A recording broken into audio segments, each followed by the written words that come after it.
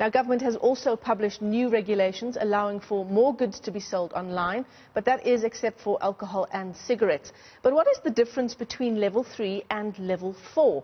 Let's speak to Ulrich Roux now, who is a legal expert, who will give us some insight into this issue. Ulrich, thanks so much for your time on the AM report. I think many South Africans holding their breath for level 3. How different is it from level 4? Well, I don't think people must hold their breath too long. It would still be a period of lockdown. Obviously, some of the regulations will be, eased up.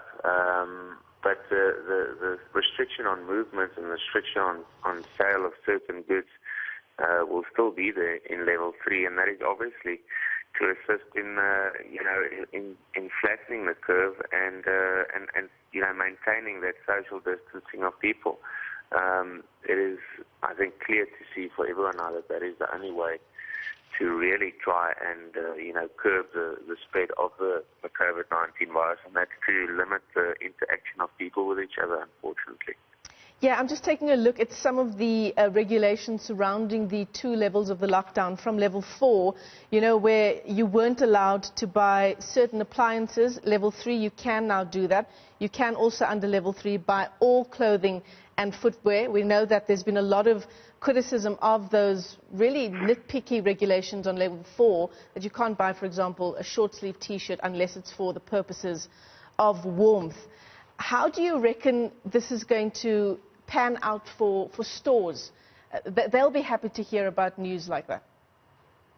Yes, definitely, and that has always been the difficulty that the government would face in a period of lockdown, is obviously trying to keep people safe and trying to curb the spread of COVID-19 versus the financial impact that such a lockdown has on businesses. And yes, it will definitely provide some relief for many businesses, such as clothing retailers, shoe retailers, alike, to be able to sell those goods again. But I do think that, unfortunately, our world certainly has changed as we know it. I don't think people are going to be frequenting social gatherings so much going forward. I don't think things like shopping malls are going to be as busy as they were before. And I think people are still going to be cautious, regardless of whether we are in level 4 or level 3 lockdown. But I do think definitely there will be substantial financial relief and hopefully a boost in our economy to some extent if we do go into level 3 lockdown. Yeah, absolutely. Ulrich, I want to get your legal insight into this issue around the DA taking some particular members of the National Command Council to court around the implementation of regulations, the finer details of the regulations as well. In your experience, we know that politics is never far from an issue like this, but how successful might a court application like this be? Yes, there's always it's always difficult to predict the outcome of court cases, but certainly, if you look at the identified points that the DA is going to court, such as the time periods of exercise, as well as certain regulations pertaining to the sale of cigarettes and alcohol. One could argue that there is a very strong point. Some of the regulations handed down are frustrating people, and they don't seem logical, to say the least. For instance, the limited period of exercise per day. You're now taking people and for 3 hours they're all allowed to exercise. So for 3 hours everyone is outside, everyone is possibly coming into contact with each other, and it's just, a lot of people are arguing that is the completely wrong way of doing it. So I think it is good that the DA is bringing this application, because our rules and regulations and laws must always be tested to see if they are in line with the Constitution, to see if they are in line with South Africa's right to freedom and freedom of expression and freedom to exercise and freedom of movement. But having said that, we must not lose sight of the fact that we are in a national state of disaster, and the Disaster Management Act is governing our country at the moment. So the real test will be whether that Disaster Management Act is in line with the Constitution or not, and that is what the court will have to find. I think that we will see, as was the case with the threatened legal action pertaining to the tobacco issue and the sale of cigarettes, which was subsequently withdrawn by British American Tobacco. And the main reason why that was done is because I think we will see that our courts are going to lean more towards the national state of disaster that we are in, and the rules and regulations that are being handed down ultimately by our president. And the courts will have to strike once again a very fine balance between supporting what our president and his cabinet and ministers have decided versus the South African community's rights to things like freedom of movement, freedom of expression, freedom to buy cigarettes or alcohol if you want to. And it's going to be a very difficult balancing act. But yeah, I'm certainly not looking forward to it, but I am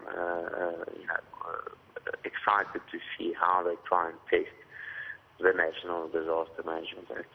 Yeah, and I wonder whether this issue around the oversight issue over the National Command Council, that's another issue that not only the Democratic Alliance has brought up, but legal experts like yourself as well. You know, what has Parliament's involvement been just in terms of exercising that oversight job that it has? Is that something that the court might also want to hear about?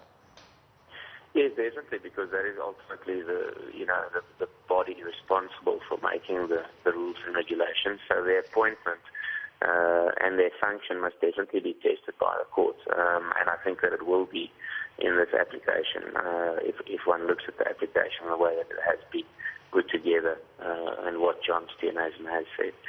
So, just to add on to that, I think the way that it is being because if you want to implement a lockdown strategy successfully, you need the support and the backing of society. And the way that you get that is by taking them into your confidence and by clearly communicating the rules and the regulations. Unfortunately, whilst that was the case in the beginning, I think that there has been some confusion because the rules and the regulations have been changed a lot.